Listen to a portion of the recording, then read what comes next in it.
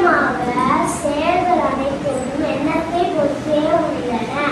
ஹதீஸ் 2 மன்லை எழுதம் யார் இரக்கம் காட்ட மாட்டாரோ அல்லாஹு அவர் மீது இரக்கம் காட்ட மாட்டார்.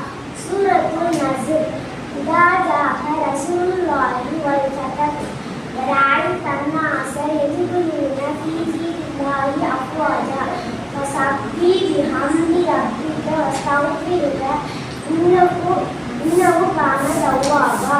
பொருள் இதா ஜாஅ ரசூலுல்லாஹி வல் ஃபத்ஹ் அல்லாஹ்வின் உதவியும் வெற்றியும் வந்தார். வரஅய்த அன்-நாஸ